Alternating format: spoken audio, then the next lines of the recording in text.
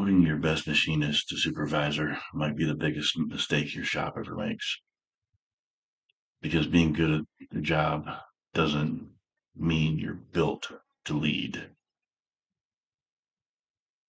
Now, before everyone gets defensive, let me say something clearly. I believe the best supervisors usually come from the floor. I believe the people who understand the pressure, the machines, the tolerances, the noise, personalities, those are the people who should lead. But here's a contradiction. Not everyone who starts on the floor is wired to lead it. And that's where shops get in trouble. If you're new here, welcome. I'm Gerald. If you've been here before, you already know we talk about the stuff that people in the shop whisper about, but leadership doesn't always say out loud. It's that this kind of conversation helps you think clearly or differently about your shop. Go ahead and hit that like button. Go ahead and share it with someone too who needs to hear it. And subscribe if you want real conversations about real shop problems. And if you hit that little notification bell, that'll let YouTube know we actually, we do exist here. Because apparently, if you don't ring the bell, YouTube just puts us in the corner like a broken tool holder nobody wants to fix. All right, let's get into it. Most shops follow the same promotion formula. Best machinists, promote them. Most dependable, promote them. Knows the most setups, promote them. It feels logical. Reward competence, reward loyalty, reward performance. And sometimes it works. But a lot of times you lose your best machinists and gain a stressed out, frustrated, unprepared supervisor. Now production drops, morale shifts, communication tightens, and nobody understands why. Because technical skill and leadership skill are not the same muscle.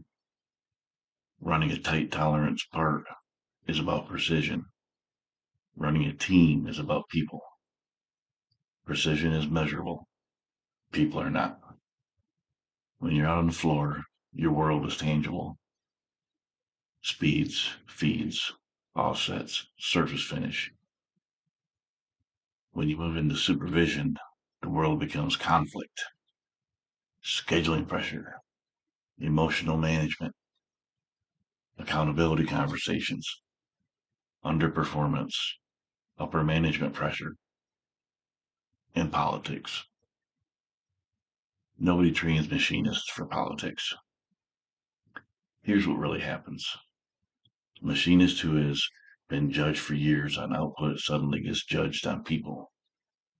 And people don't behave like machines.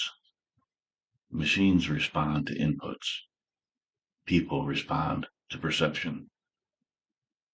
And if you've never been trained to handle that shift, it feels like chaos. So some floor guys thrive on that. They were natural communicators from the beginning. They were mentoring others before they even got the title.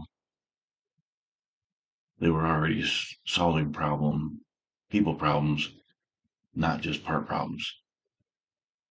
Those are the ones who transition well. But others, they were they were great because they loved control. They loved precision. They loved isolation. They loved being responsible for their own results. Now suddenly they're responsible for everyone else's.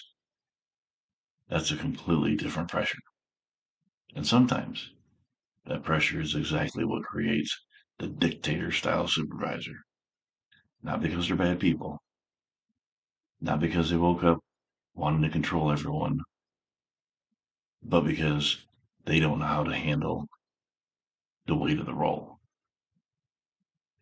When you don't know how to manage pressure internally, you start pushing outward. You use authority instead of influence. You use position instead of communication. You lean on the title because you're unsure about the skill. And power becomes a shield. Instead of saying, let's figure this out, it turns to just do it. Instead of saying, or instead of explaining why, it becomes because I said so. That's not leadership. That's stress talking. And the team feels it immediately. Operators can sense when authority is coming from insecurity instead of clarity. And when that happens, morale doesn't collapse overnight. It tightens. People stop offering ideas. They stop volunteering solutions. They do exactly what's asked, no more, no less. Because when leadership feels heavy-handed, creativity disappears. And here's the tragedy. Most dictator-style supervisors didn't start that way. They started overwhelmed. They started unprepared. They started unsupported. But instead of being trained, they were handed pressure and told to figure it out. And when someone doesn't have leadership tools, they default to control.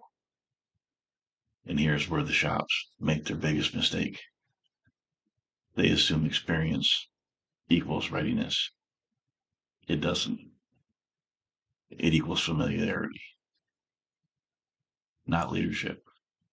Leadership requires emotional regulation, clear communication, decision making under ambiguity, holding people accountable without humiliation, receiving criticism from above without passing it down like a shockwave. That's not floor training, that's development. And most shops don't develop supervisors, they promote them. Then hope.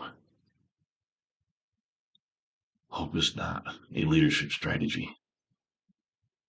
Now let's talk about what happens when this goes wrong. First, you lose output. Your best machinist is no longer producing the same level. Second, the team doesn't immediately respect the new supervisor, but because yesterday he was one of them, now he's enforcing policy.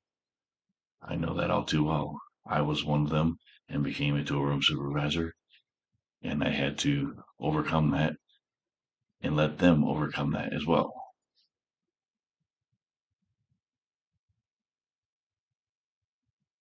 So now you're at the enforcing part. So in this case, he has to enforce the policies and get them on board. That identity shift is violent. Friendships change, jokes change, distance grows. And if the new supervisor isn't confident in who he is, he overcompensates. Either he becomes too aggressive or too passive.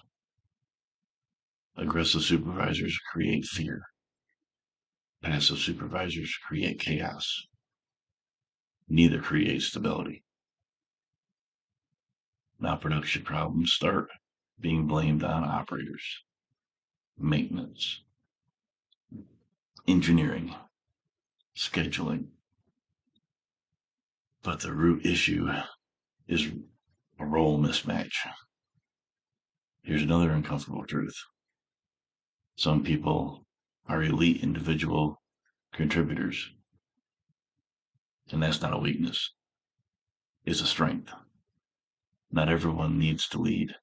Some people should be compensated as masters of their craft without ever touching supervision.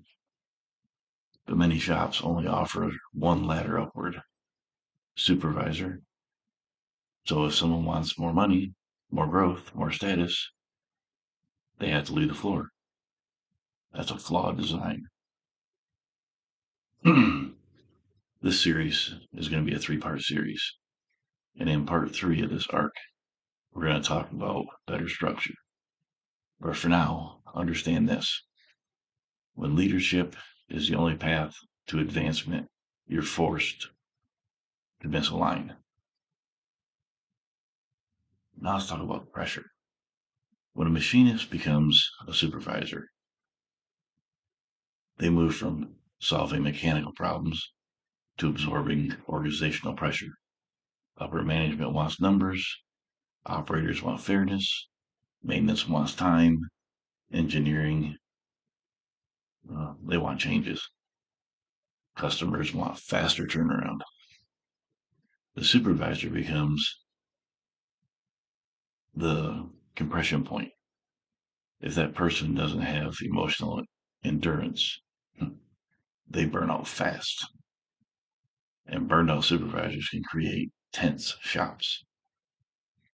You can feel it when you walk in. Energy changes, communication shortness, people stop volunteering ideas. That's not a machining problem. That's a leadership capacity problem. Now, here's something controversial. Some of the best machinists should never be supervisors. And that's okay. Because mastery and leadership are different ceilings. We need both. But we confuse the two constantly. Now, I want to plant a seed for part 2. Because here's the question most shops never ask. What if your best machinist doesn't even want to be a supervisor? What if they accepted it just for the money? For pressure? For expectation? In the next episode, we're going to dig deep into why good machinists hesitate to lead and why forcing them into a role creates silent resentment. But for now, understand this. Promotions should be based on leadership readiness, not just technical dominance. If you ever seen a great machinist struggle in supervision, drop a comment. If you've ever been that machinist, I want to hear that too. Because this conversation matters, and we're just getting started.